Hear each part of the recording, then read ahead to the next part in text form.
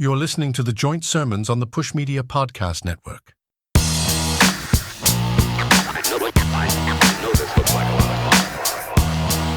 All right, I have no idea how to start this episode after being gone for so long, other than to just, I guess, spill it. What do you think? Absolutely. On some welcome back Cotter stuff. Let's go. We're back again. So the last everyone was with us, you were coming back from what we were telling people was like Southern rehab and having fun with it and jokes. And I'll let you tell that story. But for those curious why we just disappeared is because I literally just disappeared. Yeah. I ended up having a heart attack. I had triple bypass. That came as a complete shock to me. Many of you will remember that I was, Captain Fitness before. The fitness arc was strong for sure. I'm telling you, I was having that functional strength and I was feeling great and eating healthy for at least 6 months. It was perfect. I didn't look like myself. I didn't act like myself. And my whole personality, I thought, was changing. Went and got a physical. The physical results were great. I was even told, your numbers and the results are that of a healthy person. Congratulations, especially for your age. Yay, because I'm almost 50. And I thought, that's fantastic. 2 weeks later, boom, heart attack. Absolute crazy, man. Wake up in a hospital and you understand you're in a hospital, but it doesn't dawn on you that you're the person in the hospital. That's how it felt. But I don't know. There was no pain. There was a shortness of breath, which was terrifying, but that lasted for 10 seconds. And I remember nothing else about it. I've seen pictures of myself and I look dead or in a coma, but here I am. I don't know. I don't know how to explain it other than I feel like I know what it's like to die and I no longer have any fear of it whatsoever. It's kind of like when you're afraid to go on a roller coaster as a kid, then you go on it, you're like, oh, that was it. Okay. I know where the twist and turns are. I love how you equate death to a roller coaster. Like, never change, my dude. Never change. I'm telling you, but I don't have a fear of it. I mean, I'd rather not drown or Get eaten by sharks. I don't know. Or burned alive. I don't want pain. Well, I'd rather nobody does. But the actual part of being done dead doesn't fear me. I have no fear in it. It doesn't scare me. There's nothing. Not concerned. Yeah, and the one crazy part is, and I can't believe you didn't bring this up sooner, is the Apple Watch essentially saved your life. I'm going to keep some of that back for right now. Okay. But yeah, shout out the Apple Watch. I will tell you this. I do really think everyone should buy an Apple Watch. I'm dead serious. For the health aspects alone, that does require you to have an iPhone, but I do think everyone should have an Apple Watch. I actually think insurance companies should almost cover the cost or some of the cost of them, because I think in the long run, they are going to save money, save lives. So if the insurance companies, which are scumbags, although shout out to my insurance company because my insurance bill is over $2 million. That's crazy, dude. Like, that is you think about that, like, well, it includes 2 helicopter rides as well. 2 helicopter rides, but it's a scam. But I only owe $2,300, which, that's not complaining. No. But so I can't say they're crap, but they're crap. But it's crazy. But would they rather pay for an Apple Watch or the $2 million? Exactly. Also, the doctor who charges that much, because I think the doctor's fees are like $700,000 alone. That surgeon's fees are ridiculous. However, this surgeon, he can have it. Because talking to him after the surgery and all that, it's very plain and clear to me. He's got a godlike complex, like you hear, but a true godlike complex, where his attitude is basically, and I'll sum it up as, oh, you're fine as soon as you get to me. Just got to make it to me breathing. Like But you know what? Yeah. So I was at 3 hospitals total. The first 2 hospitals couldn't do a thing for me and were basically telling my wife, without saying it, you're going to die. That kind of thing. But they wouldn't say it. Oh, it doesn't look too good. We have to admit he's sick. He's the sickest person here. So they transfer me via helicopter to another hospital. Same idea. Yeah. Transfer me to, and I'm unconscious. Transfer me to another helicopter, another hospital via helicopter, a big one where the quote expert is. And it turns out this guy's like top 4 surgeon. And there was actually a bidding war to get him. That's how good he is. So I'm, hey, lucky, fortunate, blessed to have that man. So I basically land via helicopter and I'm unconscious to all this. And, my wife's there at the hospital and they pretty much say, okay, well, we're going to drain his lungs and wake him up. And she's like, what? Because the other hospital couldn't do that. And this guy, as soon as I get there, drains my lungs and wakes me up. So he's alive. There he goes. So here's what we're going to do. We're going to do this, that, and this. Do I have your permission? Yes. Boom. Here I am alive. The cocky expertness of that guy. I mean, I guess you got to be at that point, like when you Sure. save people's lives on a daily basis, like especially with that kind of like, you know, triple bypass surgery, like that dude is, I'm sure he has an ego, but it's probably well deserved because he keeps people alive, and Well, he had the ego in the hospital. Then he was at one other point, he was like, I basically said, it's because of you I'm alive and that kind of thing. He goes, well, thank you, thank you. Then he was humbled. But inside where he's doing surgery or things like that, that part of the hospital, he was God, the way he acted. well, Like, and I mean, hey, look, when you're at the big show, the stars got to step up. You know what I mean? Michael Jordan. Okay, when it's time for game time, Jordan's in his prime, and you just got to be thankful that you had a doctor like that. Like, they well, may have that complex, but man, like you probably wouldn't be here without him. So I thank was you. thinking, I was relating it, believe it or not, in the hospital bed, I was thinking of him and MCs. They'll ask a rapper, who's the top 5 Yeah, rappers? And they'll go, oh, Biggie, Jay-Z, Nas, and all that. No, the answer should be me. yeah, That should be yeah. the answer. Me. The I'm the best rapper. the Me. KRS One quotes. Again, Karis one. I'm number one. Oops, sorry, I lied. I'm number one, two, three, Two, four, three, and four, five. and five. Yep, And absolutely. not a single other MC, rapper, anyone mentioned it. And we're talking about an art form in which you challenge everything someone says. Absolutely. Not a single person said anything about it. But anyway, I'm here kicking.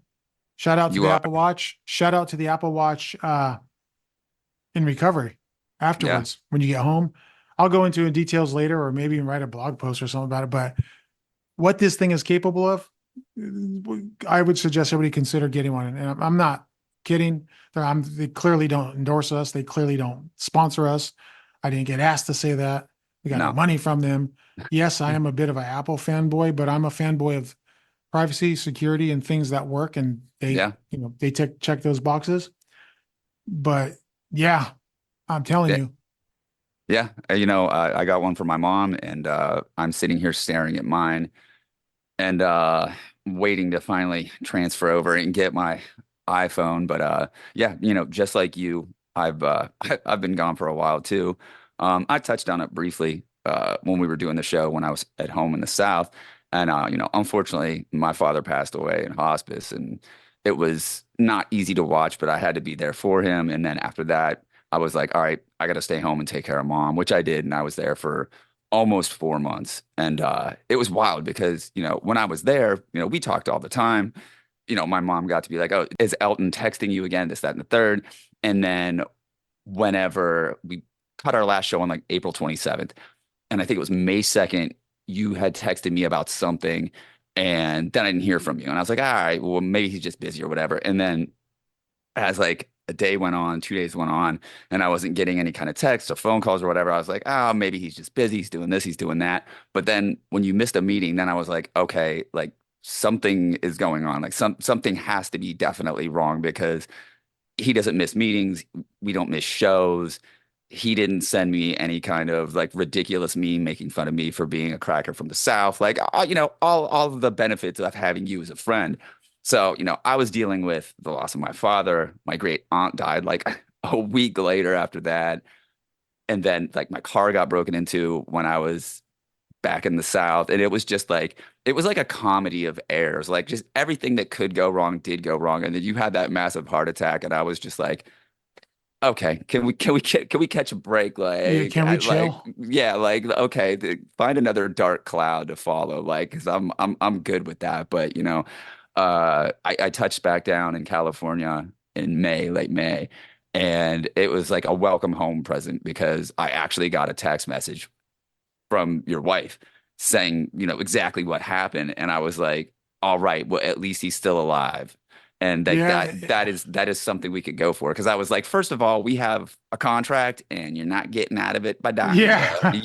You are stuck with me. There's no replacing either one of us. So not even death can stop this podcast for sure.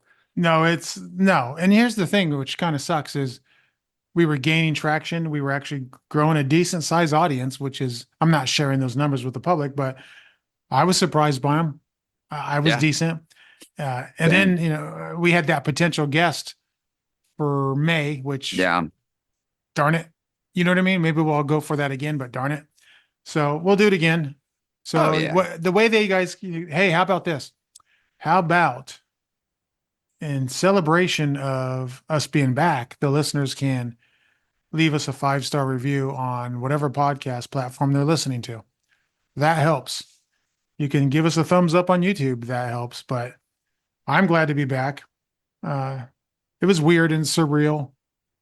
Yeah. I feel fantastic now, back to almost 100% normal in my mind. Like I'm driving and walking and No, I still, don't think I'm you're. still smart. I'm still smart. I'm not picking up, 100 pounds and I'm not doing that kind of stuff or I don't know if you're back to totally normal because you haven't no, insulted me once since we've been on the show. no, or it's the new me. I don't know. No, I can tell no. you this though, since I've been back, I don't get angry. Yeah, I'm sure the tone of my voice has had a few people think I was angry, but because I know that. But at the time, I'm like, no, I'm not angry, not upset, not stressed, whatever. You know what I mean? yeah. Like, okay. I mean, Like you were my you were son was you were on riding your his. annoying fitness arc before that, and I think you were changing. But now I think you're definitely leaning Well, into the I'll tell you what. I closed my rings again for the first time the other day, yeah, and I'm not going to try to do that every day, but I tried it. But my rings though, I modified my goals per the doctor's sure, thing. But instead of sitting there with like a 25 or 30-pound dumbbell, it's with a 5-pound dumbbell, sure. which is fine. Part of it's sitting in a chair while you do it, which is fine. Picking up 5 pounds is 5 pounds more than picking up zero, which was what I was doing. But let me tell you something, what a heart attack does, your body changes. Oh, I'm sure. The look of your body, you look at yourself in a mirror naked and you're like, what the heck? There's sag because you lose muscle. I laid in a bed for 22 days or whatever.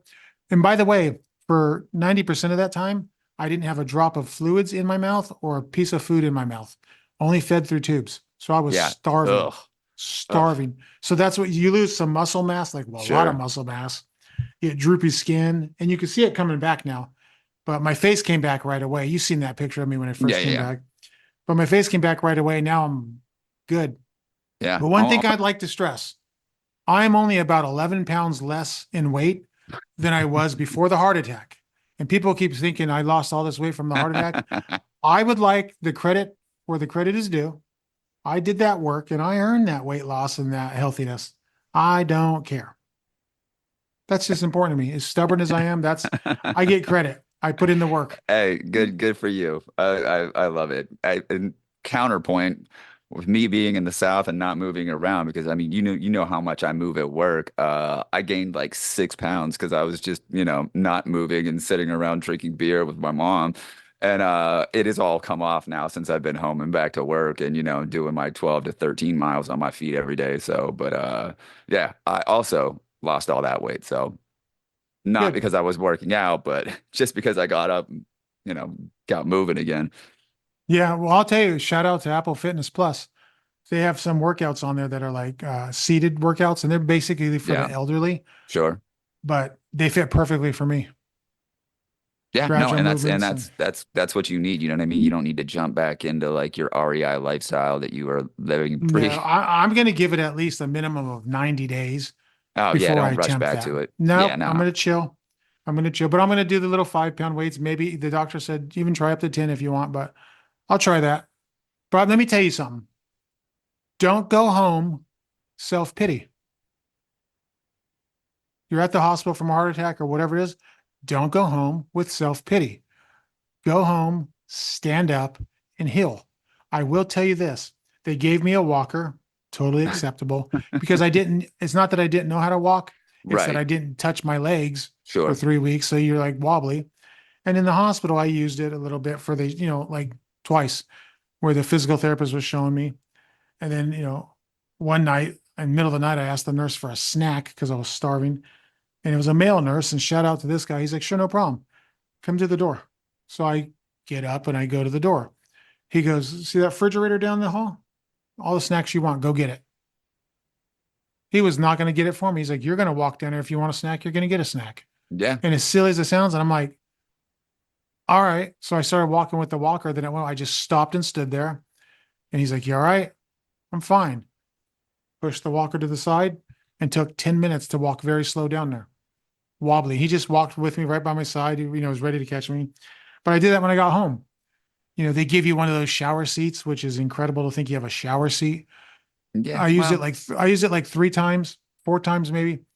The walker I used for maybe 3 days around the house, mostly at night, so I didn't right. trip at night. Sure. But and then one morning I woke up and I'm like, I'm gonna get in the shower. Didn't ask my wife. I just got in the shower and took a shower. Took me a while and I did it. Then I was dressed and I'm like, all right, well, I put the walker away and I don't use the walker anymore. I'm going to walk.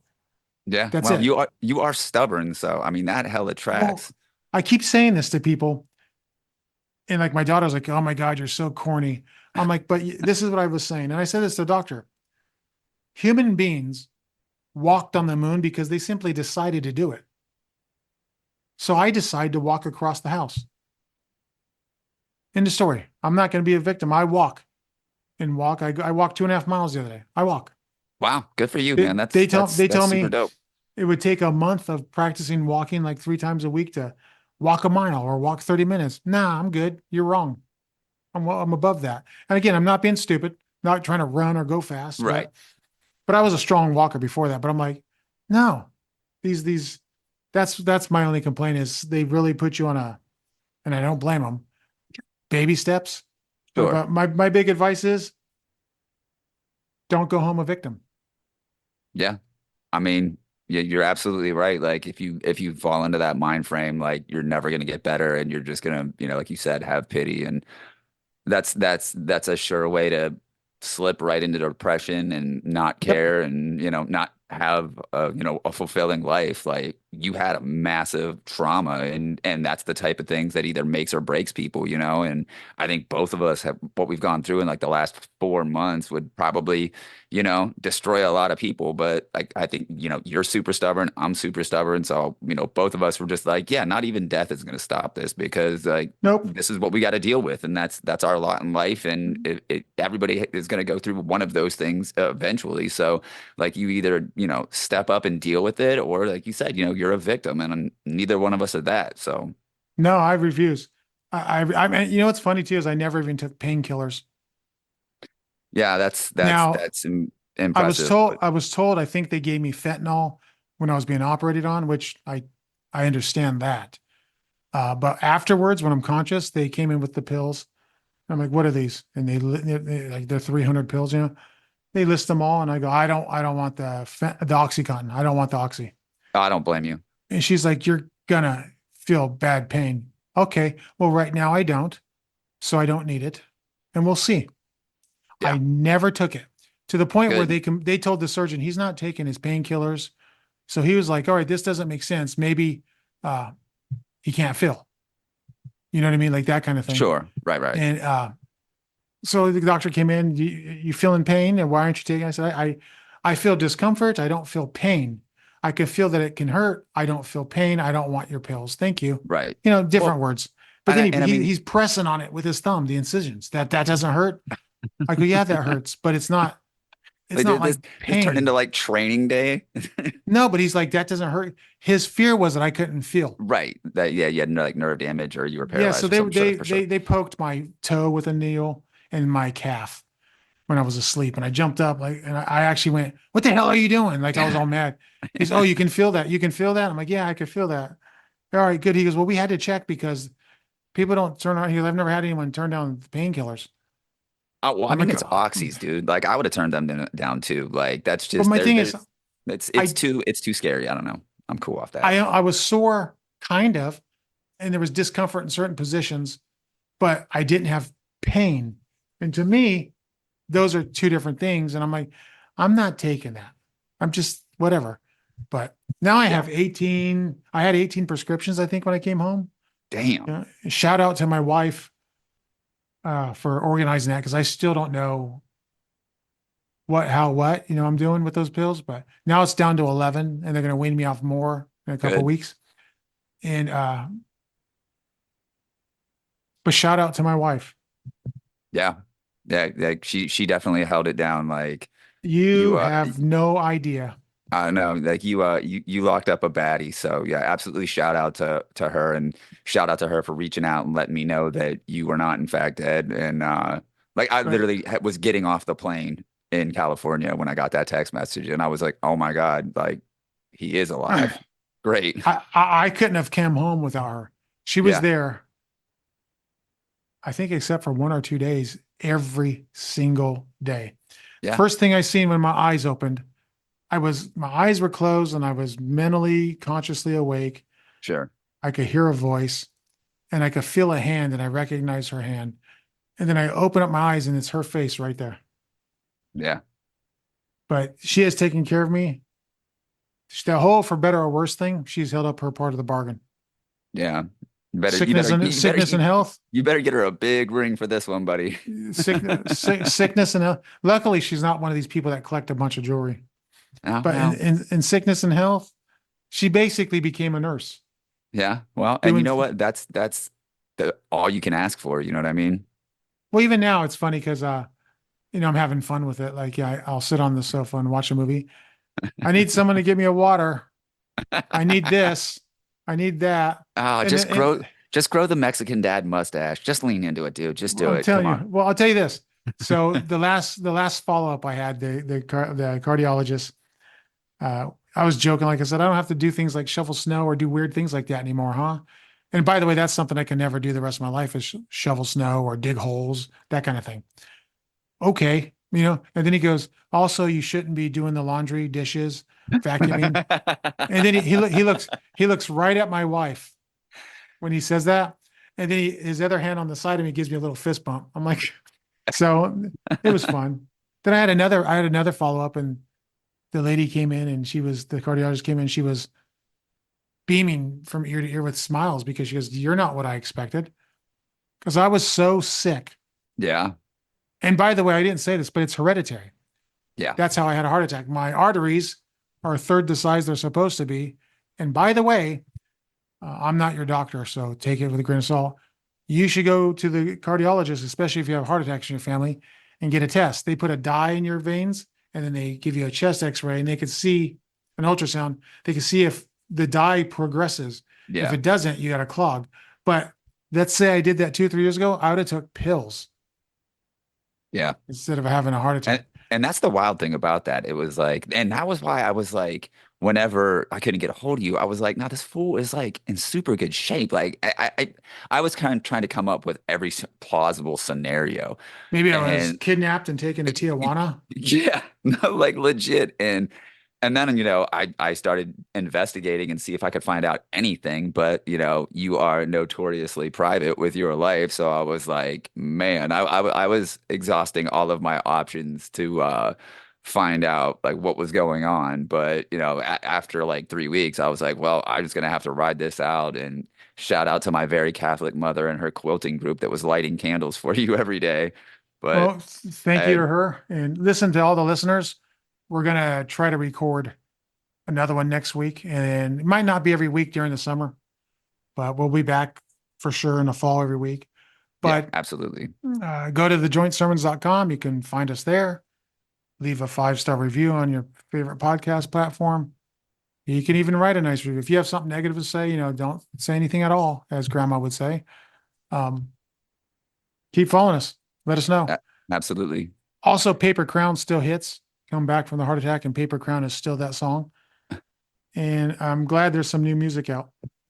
Absolutely. And we will, Anyway. we'll definitely diving into that later on. Next week, I'd like to talk about Ticketmaster next week if it's still a thing. Ugh, yes. And I gave up. I said I was willfully ignorant. I gave up talking politics and news. I don't even watch it. I don't have anything that I can find it on. No TV, no apps, no nothing. It's all blocked. If I see news come across Twitter, blocked. I don't want it. But I think I might watch the debate to see these two idiots because one's got full on dementia. I don't care what you say. And one is Donald Trump. So it might be entertaining. Oh God. The amount of like amphetamines that are going to be pumped into both of them is going to be hilarious. Now they're saying as of today, Joe Biden is requesting that he has a chair because it's a standing at a podium. And people are like, you can't stand for an hour. Oh, we're doomed. He's too old. It's clear, right? He's too old. Yeah, I don't. He's declined. He has declined. Like And these are our two options. This country is doomed. I don't like Donald Trump, but I don't see that mental decline with him, even though they're a few ages apart. So it's not an age thing. It's literally you're just mentally declining. It's not your fault. It's happening to you. But why can't the Democratic Party be responsible and go, nope. So hopefully they give us a new nominee because it's before the convention, these debates, which is weird. And it can't be Kamala. Kamala's not it. She's just not it. I called it 9 months ago. They're going to shoehorn Newsom in. I'm calling it now. But special shout out to Senator John, who I'm going to dig and dive deep into next week for the hypocrisy of this man. Speeding, hurting people when he drives. And apparently it's not the first time. And I've been doing some research on it and I got some details. And I'm going to spill all the beans next week. Let's go. Unless I get a gag order. So check us out, thejointsermons.com. Follow us on Twitter, X, whatever you want to call it. And we will see you next week.